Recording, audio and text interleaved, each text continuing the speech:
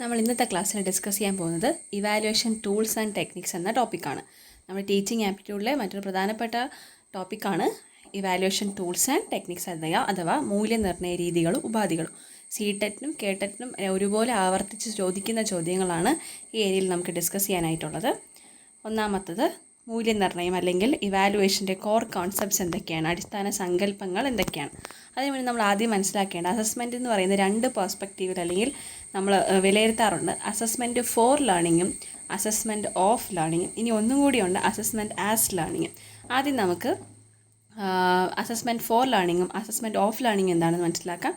എന്നിട്ട് assessment as learning ഈ ഒരു ക്ലാസ്സിലോ അല്ലെങ്കിൽ മറ്റൊരു ക്ലാസ്സിലോ ഡിസ്കസ് ചെയ്യാൻ ഡീറ്റെയിൽ ആയിട്ട്. അപ്പോൾ അസസ്മെൻറ്റ് ഫോർ ലേണിംഗ് എന്താണ്? അതിൻ്റെ കറക്റ്റ് മലയാളമാണ് പഠനത്തിനായുള്ള വിലയിരുത്തൽ. അസസ്മെൻറ്റ് ഫോർ ലേണിംഗ് ഇതൊരു ഫോർമാറ്റീവ് അസസ്മെൻ്റ് എന്ന് നമുക്ക് പറയാം. അതായത് പഠന പ്രക്രിയയ്ക്കിടയിൽ തന്നെ നമ്മൾ എന്ത് ചെയ്യുന്നു, പഠിച്ച കാര്യം കുട്ടിയിൽ അല്ലെങ്കിൽ എന്തെങ്കിലും പഠിക്കുന്ന കാര്യം അല്ലെങ്കിൽ പഠിപ്പിക്കുന്ന കാര്യം കുട്ടിക്ക് മനസ്സിലാവുന്നുണ്ടോ എന്ന് കൃത്യമായൊരു അനാലിസിസ് ഇടയ്ക്കിടയ്ക്ക് നടത്തുന്നതിനെയാണ് നമ്മൾ ഫോർ ലേണിംഗ് എന്ന് പറയുന്നത്.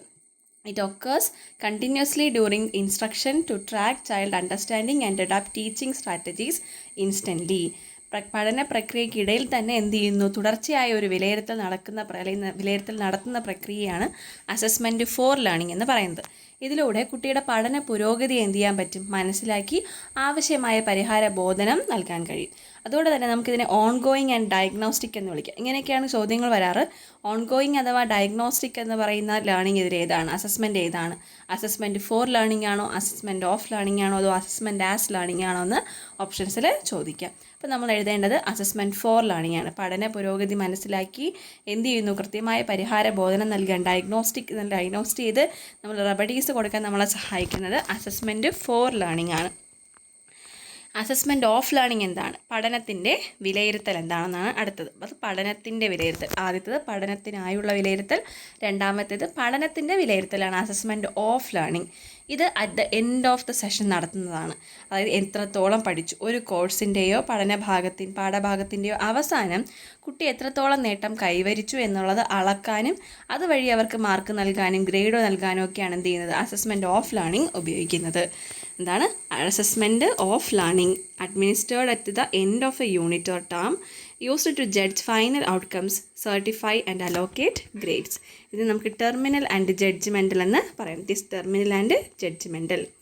ഇനി ഇതിലുള്ള ടെക്നിക്സ് നമുക്ക് പ്രധാനമായും അതിനെ 3 തരത്തിൽ തിരിക്കാം. Observation, testing, self reporting. Observation എന്ന് പറയുന്നത് നിരീക്ഷണം. ടെസ്റ്റിംഗ് പലതരത്തിലുള്ള പരീക്ഷകൾ നടത്തുന്നു. സെൽഫ് റിപ്പോർട്ടിംഗ് സ്വയം വിലയിരുത്തൽ. ഒബ്സർവേഷൻ എന്ന് പറയുമ്പോൾ കുട്ടിയുടെ എന്ത് ചെയ്യുന്നു, ഇടപെടലുകളും അല്ലെങ്കിൽ കുട്ടിയുടെ പ്രക്രിയകളും കണ്ട് ശാസ്ത്രീയമായ വിവരങ്ങൾ ശേഖരിച്ച് ടീച്ചർ എന്ത് ചെയ്യുന്നു, മാർക്ക് രേഖപ്പെടുത്തുന്നതോ അല്ലെങ്കിൽ രേഖപ്പെടുത്തി വെച്ചിട്ടുള്ള ഒരു അസസ്മെൻ്റാണ് നിരീക്ഷണം അഥവാ ഒബ്സർവേഷൻ എന്ന് പറയുന്നത്. So it is A systematic watch of behaviour, social interactions and sportsmanship in natural class room environments. അതേസമയം ടെസ്റ്റിംഗ് എന്താണ്? ടെസ്റ്റിംഗ് എന്ന് പറയുന്നത് പേപ്പർ പെൻസിൽ ആവാം അല്ലെങ്കിൽ ഓറൽ എക്സാംസ് ആവാം. ഇതിനെല്ലാം നമ്മൾ എന്ത് ചെയ്യുന്നു, കുട്ടിയുടെ കൊഗ്നിറ്റീവ് സ്കില്ലും സ്കോളസ്റ്റിക് സ്കില്ലും മെമ്മറിയും ഒക്കെ എന്ത് ചെയ്യുന്നു, ടെസ്റ്റ് ചെയ്യുന്നതാണ് പരീക്ഷകളെന്ന് പറയുന്നത്. അത് നമ്മൾ ഈ പറയുന്ന പോലെ ടേം എക്സാമുകളാവാം, at the end of the session നടത്തുന്ന ആനുവൽ എക്സാമുകളാവാം, പിന്നെ ഇടയ്ക്ക് നടത്തുന്ന ടെസ്റ്റ് പേപ്പേഴ്സ്, ഇതെല്ലാം ടെസ്റ്റിംഗ് എന്നതിൽ വരുന്നു. അവിടെ കുട്ടിയുടെ വിജ്ഞാനപരവും ചിന്താപരവുമായിട്ടുള്ള ശേഷികളാണ് നമ്മൾ ഇതിന് അളക്കുന്നത്. അതിന് നമ്മൾ ഒരേ സമയം പേപ്പർ പെൻസിൽ എന്ന് പറയുന്നത് എഴുത്ത് പരീക്ഷകളും അല്ലാതെ ഓറൽ എക്സാം എന്ന് പറയുമ്പോഴത്തേക്കും ചോദ്യ പരീക്ഷകളും എന്ത് ചെയ്യുന്നു, അല്ലെങ്കിൽ വാചോദ്യ പരീക്ഷകളും നടത്തുന്നു. സെൽഫ് റിപ്പോർട്ടിംഗ് എന്താണ്? സ്വയം വിലയിരുത്തൽ എന്ന് പറയുന്നത് നമ്മൾ കുട്ടികൾ തന്നെ എന്ത് ചെയ്യുന്നു, അവരുടെ പഠനത്തെ സ്വയം രേഖപ്പെടുത്തുന്നു. അല്ലെങ്കിൽ അവർക്കുള്ള ഇൻട്രസ്റ്റഡ് ഏരിയാസ് ഏതൊക്കെയാണ് അല്ലെങ്കിൽ അവരുടെ ചാലഞ്ചസ് എന്തൊക്കെയാണെന്ന് അവർ തന്നെ സ്വയം എന്ത് ചെയ്യുന്നു, രേഖപ്പെടുത്തുന്ന രീതിയാണ് നമ്മൾ സെൽഫ് റിപ്പോർട്ടിംഗ് അഥവാ സ്വയം വിലയിരുത്തൽ എന്ന് പറയുന്നത്. Interviews and questionnaires prompting students to reflect upon their interest, challenges and aspirations. ഇവിടെ നമുക്ക് അവരോട് ചോദ്യങ്ങൾ ചോദിക്കാം. ക്വസ്റ്റിനെയേഴ്സ്, ഒരു ചോദ്യാവലി തയ്യാറാക്കി കൊടുക്കാം. അതിലൊക്കെ എന്ത് ചെയ്യാം, ചിലപ്പോൾ അതിൽ ഒരുപാട് എഴുതാനുണ്ടാവില്ല, ചില കൂടുതലും അതെന്തായിരിക്കും, ഒബ്ജക്റ്റീവ് പോലത്തെ ക്വസ്റ്റ്യൻസ് ആയിരിക്കും. ഇനി നമ്മൾ ചെയ്യേണ്ട എസെൻഷ്യൽ ഇവാലുവേഷൻ ടൂൾസ് ഏതൊക്കെയാണെന്നാണ് ഡീറ്റെയിൽ ആയിട്ട് നോക്കാൻ പോകുന്നത്. ഒന്ന് ചെക്ക് ലിസ്റ്റ്. നമ്മൾ എക്സാം പോയിൻറ്റഡ് ഓഫ് വ്യൂ അല്ലെങ്കിൽ എക്സാം ഓറിയൻറ്റഡ് വ്യൂവിലാണ് അതിനാവശ്യമായ പോയിൻറ്റ്സ് ആയതാണ് നമ്മളിവിടെ പഠിക്കുന്നത്. അതുപോലെ തന്നെ ഇതിനകത്ത് പ്രീവിയസ് ക്വസ്റ്റ്യൻസ് നമ്മൾ എന്ത് ചെയ്യുന്നുണ്ട്, ഡിസ്കസ് ചെയ്ത് പോകുന്നുണ്ട്. ഈ ഒരു പാറ്റേണിലായിരിക്കും, അതായത് എല്ലാത്തിനെ പറ്റി ഒരു വ്യക്തമായ ധാരണ ഉണ്ടാവുക. ഇവിടെ നമ്മൾ എന്ത് ചെയ്യുന്നില്ല, ഒബ്ജക്റ്റീവ് ടൈപ്പ് ക്വസ്റ്റ്യൻസിനെയാണ് അഭിമുഖീകരിക്കാൻ പോകുന്നത്. നമ്മളിവിടെ എന്ത് ചെയ്യുന്നില്ല, ഡിസ്ക്രിപ്റ്റീവ് ടൈപ്പ് ആൻസേഴ്സ് എഴുതുന്നില്ല. അപ്പോൾ എല്ലാത്തിനെ പറ്റി ഒരു വ്യക്തമായ ധാരണ ഉണ്ടാവുക എന്നുള്ളതാണ് CTET, KTET പോലുള്ള എക്സാംസിന് അത്യാവശ്യം വേണ്ടത്. അപ്പോൾ ഒന്നാമത്തത് ചെക്ക് ലിസ്റ്റാണ്. രണ്ടാമത് അനക്ഡോട്ടൽ റെക്കോർഡ്, പിന്നെ റേറ്റിംഗ് സ്കെയിൽ, ക്യുമുലേറ്റീവ് റെക്കോർഡ്. ഇത് നാലുമാണ് നമ്മൾ ആദ്യം ഡിസ്കസ് ചെയ്യാൻ പോകുന്നത്. ഒന്നാമത്തത് ചെക്ക് ലിസ്റ്റ്. ചെക്ക് ലിസ്റ്റ് എന്ന് പറയുന്നതിൽ നമ്മൾ എപ്പോഴും മിക്കപ്പോഴും കാണാറുണ്ട് എസ് ഓർ നോ, അതുണ്ടോ ഇതുണ്ടോ അല്ലെങ്കിൽ ഉണ്ടോ ഇല്ലയോ എന്നുള്ളത് നമ്മൾ എന്ത് ചെയ്യുന്നു, ചെക്ക് ചെയ്യുന്നു. ഇതൊരു ബൈനറി ടൂളാണ് to confirm the presence or absence or predefined behaviours or skills. നമ്മൾ ചോദിക്കുന്ന ഒരു നിശ്ചിത ഗുണമോ നൈപുണ്യമോ കുട്ടിക്കൊപ്പം ഉണ്ടോ ഇല്ലയോ എന്ന് നമ്മൾ മാത്രം രേഖപ്പെടുത്തുന്ന ഒരു ലളിതമായ ഉപകരണത്തിനെയാണ് നമ്മൾ ചെക്ക് ലിസ്റ്റ് എന്ന് പറയുന്നത്. അപ്പോൾ അതേസമയം റേറ്റിംഗ് സ്കെയിൽ എന്താണ്? ഈ റേറ്റിംഗ് സ്കെയിലാണ് നമ്മൾ ഇടയ്ക്കിടയ്ക്ക് നമ്മൾ ഈവൻ ഓൺലൈൻ മീഡിയത്തിലൂടെ പർച്ചേസ് ചെയ്യുന്നവരായിക്കോട്ടെ, ഫ്ലിപ്കാർട്ടോ ആമസോണോ ഉപയോഗിക്കുന്നവരൊക്കെ നമുക്കറിയാം അവിടെ സ്റ്റാർ റേറ്റിംഗ്സ് ഉണ്ടാവും. അത് തന്നെയാണ് റേറ്റിംഗ് എന്ന് പറയുന്നത്. അല്ലെങ്കിൽ നമ്മളൊരു സിനിമ കാണുന്നതിന് മുമ്പ് ഇതിന് എത്രയാണ് റേറ്റിംഗ് എന്ന് ചെക്ക് ചെയ്യാറുണ്ട്. ഓരോ സൈറ്റുകളിലും 10-ന് ഇത്ര, 5-ന് ഇത്ര എന്നൊക്കെ പറഞ്ഞ് എന്ത് ചെയ്യുന്നുണ്ട്, റേറ്റ് നൽകാറുണ്ട്. ചെക്ക് ലിസ്റ്റ് എന്ന് പറയുമ്പോൾ നമ്മളൊരു സ്കൂളിൻ്റെ ചെക്ക് ലിസ്റ്റ് തയ്യാറാക്കാൻ പറഞ്ഞാൽ ക്ലാസ് റൂമിൻ്റെ ചെക്ക് ലിസ്റ്റ് പറയാൻ, ക്ലാസ് റൂമിൽ ബെഞ്ചുകൾ ഉണ്ടോ ഇല്ലയോ, ഉണ്ടെങ്കിൽ ഉണ്ട്, ഇല്ലെങ്കിൽ ഇല്ല എന്ന കോളത്തിൽ ടിക്ക് ചെയ്യുന്നു. ബ്ലാക്ക് ബോർഡ് ഉണ്ടോ ഇല്ലയോ, ഉണ്ടെങ്കിൽ ഉണ്ടെന്ന കോളത്തിൽ ടിക്ക് ചെയ്യുന്നു, ഇല്ലെങ്കിൽ ഇല്ല എന്ന കോളത്തിൽ. അതുപോലെ തന്നെ ചെക്ക് ലിസ്റ്റ് കുട്ടികളുടെ സ്വഭാവ സവിശേഷതകൾ നമുക്ക് അളക്കുന്നതിന് വേണ്ടിയിട്ട് കുട്ടിക്ക് സഹകരണ മനോഭാവം ഉണ്ടോ, ഉണ്ടെങ്കിൽ ഉണ്ട്, ഇല്ലെങ്കിൽ ഇല്ല. ഈ പ്രവൃത്തിയിൽ ഇൻട്രസ്റ്റ് കാണിക്കുന്നുണ്ടോ അല്ലെങ്കിൽ താല്പര്യം പ്രകടിപ്പിക്കുന്നുണ്ടോ, ഉണ്ടെങ്കിൽ ഉണ്ട്, ഇല്ലെങ്കിൽ ഇല്ല. ഇതുപോലെ ഇതാണ് ചെക്ക് ലിസ്റ്റ് എന്ന് പറയുന്നത്. അതേസമയം റേറ്റിംഗ് സ്കെയിൽ എന്താണ്? ഒരു സ്പെസിഫിക് ഡിഗ്രിയിൽ അല്ലെങ്കിൽ ഒരു സ്പെസിഫിക് അളവിൽ നമ്മൾ എന്ത് ചെയ്യുന്നു, അതിൽ എത്ര ഉണ്ടെന്ന് നമ്മൾ അളന്ന് മാർക്കിടുന്നു. 10-ൽ ഇത്ര, 5-ൽ ഇത്ര. ഇപ്പം നിങ്ങൾ ഈ ഒരു ക്ലാസ്സിന് അല്ലെങ്കിൽ നമ്മൾ ഈ പഠിക്കാൻ പോകുന്ന ഏതെങ്കിലും ഒരു വിഷയത്തിൽ നിങ്ങളുടെ പെർഫോമൻസിന് 5-ൽ എത്ര മാർക്ക് നിങ്ങൾ കൊടുക്കും. അല്ലെങ്കിൽ ടീച്ചർ ഈ പറയുന്ന ഒരു പ്രോജക്റ്റ് കഴിഞ്ഞതിന് ശേഷം 5-ൽ ആ കുട്ടിക്ക് എത്ര മാർക്ക് നമ്മൾ കൊടുക്കും. പക്ഷേ അതിന് നമ്മൾ ക്രൈറ്റീരിയ വെച്ച് തന്നെയാണ് റേറ്റ് ചെയ്യുന്നത്. പറഞ്ഞ പ്രോജക്റ്റിൽ എന്താണ് കണ്ടൻറ്റ് ശേഖരണം ഏത് രീതിയിലായിരുന്നു, അതിൻ്റെ വിലയിരുത്തൽ എങ്ങനെയായിരുന്നു, നമ്മളിങ്ങനെ ഓരോന്ന് ചെയ്യുന്നു, ക്രൈറ്റീരിയ ഡിഫൈൻ ചെയ്തതിന് ശേഷമാണ് മാർക്ക് കൊടുക്കുന്നത്. അപ്പോൾ അതുപോലെ തന്നെയാണ് ഇവിടെയും ഒരു പ്രത്യേക സ്വഭാവതരം ഗുണം ഏത് തരം തീവ്രതയിലോ അളവിലോ നിലനിൽക്കുന്നു എന്ന് വിലയിരുത്തുന്നതാണ് റേറ്റിംഗ് സ്കെയിൽ എന്ന് പറയുന്നത്. 3 പോയിൻ്റ് ആവാം, 5 പോയിൻ്റ് ആവാം, അതിങ്ങനെ സ്കെയിൽ ഏത് വേണോ ആവാം. ഇനി അനക്ഡോട്ടൽ റെക്കോർഡും ക്യുമുലേറ്റീവ് റെക്കോർഡും ആവർത്തിച്ച് ചോദിക്കുന്ന ചോദ്യമാണ് anecdotal record and cumulative record. രണ്ടും എന്താണെന്ന് കൃത്യമായി അറിഞ്ഞിരിക്കുക. ആ വാക്കിൽ തന്നെ അനക്ഡോട്ടൽ റെക്കോർഡ് എന്ന് പറഞ്ഞു കഴിഞ്ഞാൽ നമ്മൾ എന്ത് ചെയ്യുന്നു, കുട്ടിയുടെ ജീവിതത്തിലെ അപ്രതീക്ഷിതവും പ്രധാനപ്പെട്ടതുമായ നിർണായക സംഭവങ്ങളുടെ ഒരു ലളിതമായ വസ്തുത വിവരണമാണ് അനക്ഡോട്ടൽ റെക്കോർഡ് എന്ന് പറയുന്നത്. ക്യുമുലേറ്റീവ് റെക്കോർഡ് എന്ന് പറഞ്ഞൊരു സഞ്ചിത രേഖയാണ്, എല്ലാം കൂടി ഉൾക്കൊള്ളുന്ന ഒരു പൂർണ്ണവും സമഗ്രവുമായ, അതായത് മൊത്തം ഒരു കുട്ടിയുടെ സ്കൂൾ ജീവിതത്തിലെ മൊത്തം വിവരങ്ങളും രേഖകളും അടങ്ങുന്നൊരു രേഖയാണ് ക്യുമുലേറ്റീവ് റെക്കോർഡ്. അതേസമയം അനക്ഡോട്ടൽ എന്ന് പറയുമ്പോൾ ഏറ്റവും പ്രധാനപ്പെട്ട ഏതെങ്കിലും ഒരു ഇൻസിഡൻസോ അല്ലെങ്കിൽ ഇൻസിഡൻസോ ആവാം. ഒന്നിൽ കൂടുതലോ ഇൻസിഡൻറ്റ് എന്ത് ചെയ്യുന്നു, ഒബ്സർവ് ചെയ്യുന്നതിനെയാണ് അല്ലെങ്കിൽ അത് രേഖപ്പെടുത്തി വയ്ക്കുന്നതിനെയാണ് അനക്ഡോട്ടൽ റെക്കോർഡ് എന്ന് പറയുന്നത്. അതേസമയം ക്യുമുലേറ്റീവ് റെക്കോർഡ് എന്ന് പറഞ്ഞാൽ എന്താണ്, മൊത്തം വിവരങ്ങളും രേഖകളും അടങ്ങുന്നൊരു സമഗ്രവും പൂർണ്ണവുമായ രേഖ. അടുത്തത് പോർട്ട്ഫോളിയോ. എന്താണ് പോർട്ട്ഫോളിയോ എന്ന് ചോദിക്കാറുണ്ട്. ഇതിനെ പോർട്ട്ഫോളിയോ എന്ന് പറയുന്നത് എന്താണ് പോർട്ട്ഫോളിയോ എന്ന് ചോദിച്ചു കഴിഞ്ഞാൽ ഓരോ കുട്ടികൾക്കും അവരുടേതായ മികച്ച പ്രവർത്തനങ്ങളും പ്രോജക്റ്റുകളും ഒക്കെ ഉണ്ടാവും. ഈ പ്രോജക്റ്റ് അതായത് കുട്ടികളുടെ ഏറ്റവും മികച്ചതായിട്ടുള്ള ഈ പറയുന്ന എല്ലാ പ്രവർത്തനങ്ങളുടെയും പ്രോജക്റ്റുകളുടെയും ഒരു നിശ്ചിത ശേഖരണത്തിനെയാണ് നമ്മളിന്ന് വിളിക്കുന്നത് പോർട്ട്ഫോളിയോ എന്ന് പറയുന്നത്. ഇവിടെ കുട്ടികൾക്ക് സ്വന്തമായി എന്ത് ചെയ്യുന്നു, അവരുടെ പുരോഗതിയും വികാസവും വിലയിരുത്താനായിട്ട് സാധിക്കുന്നു. ആദ്യം ചെയ്ത പ്രോജക്റ്റുകളും പിന്നീട് ചെയ്യുന്ന പ്രോജക്റ്റുകളും ഓരോന്നും കമ്പയർ ചെയ്ത് താൻ ഏത് നിലവാരം പുലർത്തുന്നു എന്ന് അവർക്ക് തനിയെ മനസ്സിലാക്കാൻ സാധിക്കുന്നു. A systematic collection of student curated items, അവരുടെ ഡ്രോയിങ്സ് ആവാം, അസൈൻമെൻറ്റ്സ് ആവാം, പ്രോജക്ട്സ് ആവാം, അങ്ങനെ എന്ത് തന്നെ ആയിക്കോട്ടെ അവരുടെ എല്ലാ തരത്തിലുള്ള അച്ചീവ്മെൻറ്റ്സും നമ്മൾ എന്ത് ചെയ്യാം, ഒരു പ്രത്യേക ടൈം ലൈൻ അകത്ത് വരുന്ന എല്ലാത്തരം അച്ചീവ്മെൻറ്റ്സിനെയും എന്ത് ചെയ്യുന്നു, ഈ ഒരു രേഖ സൂക്ഷിച്ചു വയ്ക്കുന്നു. അതാണ് പോർട്ട്ഫോളിയോ. ഇനി എന്താണ് ഇത് ഇവാലുവേഷൻ പ്രോസസ്സ് എന്ന് പറയുന്നത്? ഇവാലുവേഷൻ പ്രോസസ്സിൽ ആദ്യങ്ങൾ നമ്മൾ എന്ത് ചെയ്യുന്നു, പഠന ലക്ഷ്യങ്ങൾ എന്തൊക്കെയാണെന്ന് നിശ്ചയിക്കുന്നു. ചുമ്മാ പോയി നമ്മൾ എന്തെങ്കിലും പഠിപ്പിച്ചതിന് ശേഷമല്ല പഠനത്തെ വിലയിരുത്തേണ്ടത്. അതായത് എങ്ങനെയാണ് ആ ഒരു കുട്ടിയുടെ പഠനത്തെ വിലയിരുത്തേണ്ടത്, ആദ്യം നമ്മൾ എന്ത് ചെയ്യണം, ആ ഒരു ക്ലാസ്സിലൂടെ അല്ലെങ്കിൽ ആ ഒരു കോഴ്സിലൂടെ കുട്ടി അച്ചീവ് ചെയ്യേണ്ട ലക്ഷ്യങ്ങളെ നിശ്ചയിക്കുക, ഒബ്ജക്റ്റീവ്സ് അല്ലെങ്കിൽ ലേണിംഗ് ഔട്ട്കംസിനെ നിർണ്ണയിക്കുക. അതിനുശേഷം ഏത് തരത്തിൽ ചെക്ക് ലിസ്റ്റാണോ റേറ്റിംഗ് സ്കെയിലാണോ ഏത് ടൂൾ വഴിയാണ് ഞാൻ ഈ കുട്ടിയെ അസസ് ചെയ്യാൻ പോകുന്നത് അല്ലെങ്കിൽ കുട്ടികളെ അസസ് ചെയ്യാൻ പോകുന്ന ഉപാധികൾ തിരഞ്ഞെടുക്കുക. അതിനുശേഷമാണ് ഡേറ്റാസ് ഗ്യാദർ ചെയ്യേണ്ടത്. ഒബ്സർവ് ആൻഡ് റെക്കോർഡ് ബിഹേവിയർ, നിരീക്ഷണത്തിലൂടെയുള്ള വിവരശേഖരണം. നാലാമത് റിഫ്ലക്റ്റ് ആൻഡ് ഓഫർ റെമഡീസ്, ആവശ്യമായ പ്രതിപോഷണം നൽകുക. ദാറ്റ് മീൻസ് അവർക്ക് ആവശ്യമായെങ്കിൽ റെമഡിയൽ ടീച്ചിങ് കൃത്യമായ ഇടവേളകളിൽ നൽകുക. ഇത് ഇപ്പം നമ്മുടെ ഫോർമാറ്റീവ് ആയിക്കോട്ടെ സമ്മേറ്റീവ് വാലുവേഷൻ ആയിക്കോട്ടെ അതിൽ നമ്മൾ പാലിക്കേണ്ട വഴിയാണിത്. ഇനി ഏറ്റവും പ്രധാനപ്പെട്ട ഒന്നാണ് CCE. നമുക്ക് എന്താണെന്ന് അറിയാം. കണ്ടിന്യൂസ് ആൻഡ് കോംപ്രിഹെൻസീവ് ഇവാലുവേഷനെയാണ് നമ്മൾ CCE എന്ന് വിളിക്കുന്നത്.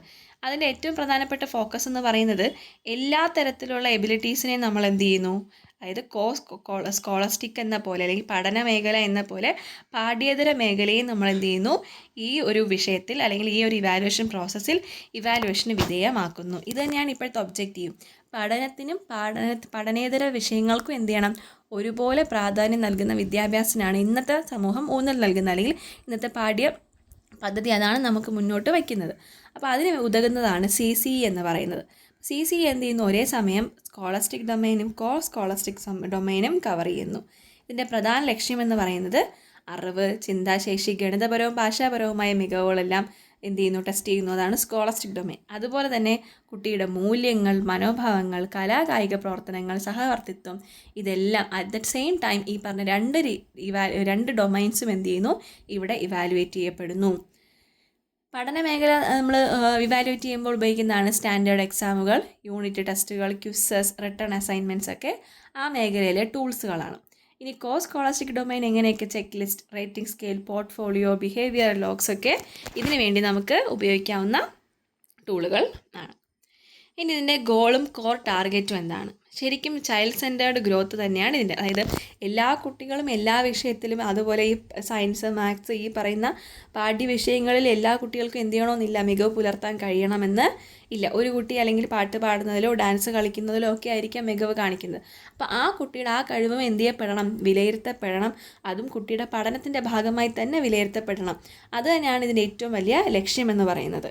സമഗ്രമായ ഡെവലപ്മെൻറ്റ്, ഹോളിസ്റ്റിക് ഗ്രോത്ത് ആണ്. അതായത് ഹോളിസ്റ്റിക് ഗ്രോത്ത് എന്ന് പറഞ്ഞാൽ ഈ പറയുന്ന എല്ലാ കാര്യങ്ങളും കൂടി ഉൾപ്പെടുന്ന ഡെവലപ്മെൻറ്റിനെയാണ് നമ്മൾ ഹോളിസ്റ്റിക് ഗ്രോത്ത് എന്ന് വിളിക്കുന്നത്. ആ ഡെവലപ്മെൻറ്റിനാണ് ഇവർ മുൻതൂക്കം നൽകുന്നത്. Focus on child centred growth എന്ത് ചെയ്യുന്നു, കുട്ടിയുടെ സകല വികാസ മേഖലകളെയും ശിശുകേന്ദ്രീകൃത പഠനം വിലയിരുത്തുക എന്നുള്ളതാണ്.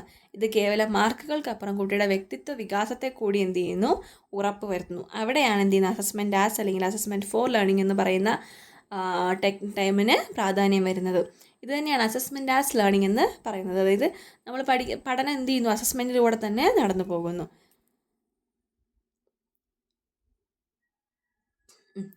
ഇനി ഇവിടെ നമ്മൾ കൊടുക്കുന്ന ബ്ലൂംസ് കോഗ്നിറ്റീവ് ഡൊമൈൻ വെയിറ്റ് എന്ന് പറയുമ്പോഴത്തേക്കും ഈ രീതിയിലാണ് പോകുന്നത്. പ്രയോഗത്തിനാണ്, ആപ്ലിക്കേഷനാണ് നമ്മൾ കൂടുതൽ ഫോക്കസ് ഇപ്പോൾ കൊടുക്കുന്നതാണ്. 40% ഫോക്കസ് ഇവിടെ കൊടുക്കുന്നു, പ്രയോഗത്തിന് കൊടുക്കുന്നു. അറിവ് 25%. അതായത് നമ്മൾ കുട്ടികളെ അറിവ് മാത്രം ടെസ്റ്റ് ചെയ്യപ്പെടുമ്പോൾ പ്രശ്നം റോട്ട് മെമ്മറൈസേഷൻ, കാണാതെ പഠിത്തം മാത്രമാണ് അവിടെ നടക്കുന്നത്. അതേസമയം ആ അറിവിൽ എത്രത്തോളം ധാരണയുണ്ട്, അണ്ടർസ്റ്റാൻഡിങ് ഉണ്ടെന്ന് ചെക്ക് ചെയ്യുക.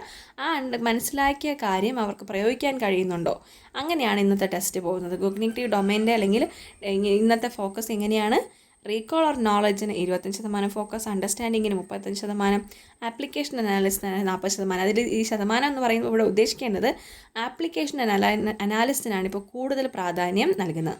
നമ്മളും പറയാറില്ലേ, ഇപ്പോൾ ആപ്ലിക്കേഷൻ ലെവൽ ക്വസ്റ്റ്യൻസ് ആണ് ക്വസ്റ്റ്യൻ പേപ്പറുകളിൽ കൂടുതൽ വരുന്നതെന്ന്. എപ്പോഴും പ്രയോഗശേഷിക്ക് തന്നെയാണ് എന്ത് ചെയ്യുന്നത്, കൂടുതൽ പ്രാധാന്യം ഇന്നത്തെ എഡ്യൂക്കേഷന് നൽകുന്നത്. ഇനി നമ്മുടെ കേട്ടറ്റും സീടെറ്റും മുൻകാലത്ത് ചോദിച്ചിട്ടുള്ള ക്വസ്റ്റ്യൻസ് ആണ്. ഈ രീതിയിൽ തന്നെ പഠിച്ചു പോവുക. ഒന്നാമത്തെ ചോദ്യം, a child's progress report over a long period containing subject drawings, feedbacks and milestones is called a dash. ഒരു കുട്ടിയുടെ progress report over a long period, ആ കുട്ടിയുടെ സെലക്റ്റഡ് ആയിട്ടുള്ള ഡ്രോയിങ്സ്, ഫീഡ്ബാക്ക്, മൈൽ സ്റ്റോൺസ്, നമ്മൾ പറഞ്ഞു ആ കുട്ടിയുടെ പ്രധാന അച്ചീവ്മെൻറ്റ്സ് എല്ലാം ഉൾപ്പെടുത്തി നമ്മൾ ഉണ്ടാക്കുന്നതാണ് പോർട്ട്ഫോളിയോ എന്ന് പറയുന്നത്. അനക്ഡോട്ടൽ റെക്കോർഡ് മറക്കണ്ട. അനക്ഡോട്ടൽ റെക്കോർഡ് എന്ന് പറയുമ്പോഴത്തേക്കും ഒരു സ്പെസിഫിക് ഇൻസിഡൻ്റ് ആണ്, ഏതെങ്കിലും ഒരു സ്പെസിഫിക് ഇൻസിഡൻ്റ് ആണ് നമ്മൾ എന്ത് ചെയ്യുന്നത്, സവിശേഷ പെരുമാറ്റമാണ് രേഖപ്പെടുത്തുന്നതെങ്കിൽ അത് അനക്ഡോട്ടൽ റെക്കോർഡും. എന്നാൽ ആ കുട്ടിയുടെ ഒരു പീരീഡിലുള്ള എല്ലാ കാര്യങ്ങളും കംപ്ലീറ്റ് ഹിസ്റ്ററി ഉൾപ്പെടുന്നുണ്ടെങ്കിൽ അത് ക്യുമുലേറ്റീവ് റെക്കോർഡുമാണ്. അപ്പോൾ രണ്ടാമത്തെ ചോദ്യം കേട്ടതിന് ചോദിച്ചിട്ടുള്ളതാണ് teachers documenting key behavioural instance. അത് ആലോചിക്കാം. പ്രത്യേക സവിശേഷതകൾ and social behaviours seen in schools uses which specific tool. ഇവിടെ നമ്മൾ ഉപയോഗിക്കുന്നത് അനക്ഡോട്ടൽ റെക്കോർഡാണ്. കുട്ടി നടത്തുന്ന ശ്രദ്ധേയമായ ഏതെങ്കിലും സംഭവങ്ങളുടെയോ സവിശേഷ പെരുമാറ്റങ്ങളുടെയോ രേഖപ്പെടുത്തലിനെയാണ് നമ്മൾ ഇന്ന് വിളിക്കുന്നത് അനക്ഡോട്ടൽ റെക്കോർഡ് എന്ന് വിളിക്കുന്നത്. മൂന്നാമത്തെ ചോദ്യം കേട്ടനും സീറ്റനും ഒരുപോലെ ചോദിച്ചിട്ടുള്ളതാണ് diagnostic test in teaching learning focus primarily on identifying what.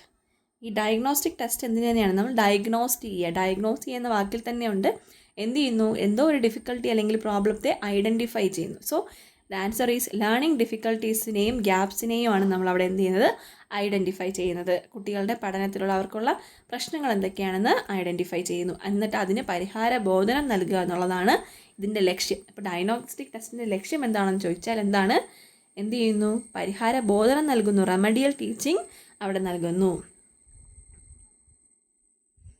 ഇത്രയാണ് ഈ ഏരിയയിൽ നിന്ന് നമ്മൾ പ്രധാനമായിട്ട് ഇതിലെ എല്ലാ ക്വസ്റ്റ്യൻ ഇതുപോലെ ഇങ്ങനെ ഓരോ ടെസ്റ്റ് നമ്മൾ എന്താണെന്ന് നോക്കി ക്യുമുലേറ്റീവ് റെക്കോർഡും ചോദിച്ചിട്ടുള്ള ചോദ്യമാണ്. ഈ രീതിയിലായിരിക്കും ഈ ഏരിയയിൽ നിന്ന് ചോദ്യങ്ങൾ വരിക എന്നുള്ളത് മനസ്സിലാക്കാനാണ് പ്രീവിയസ് ക്വസ്റ്റ്യനും കൂടി ഉൾപ്പെടുത്തിയിട്ടുള്ളത്. അടുത്ത ക്ലാസ്സിൽ ഇതിൻ്റെ അടുത്ത ടോപ്പിക്കുമായിട്ട് കാണാം. താങ്ക്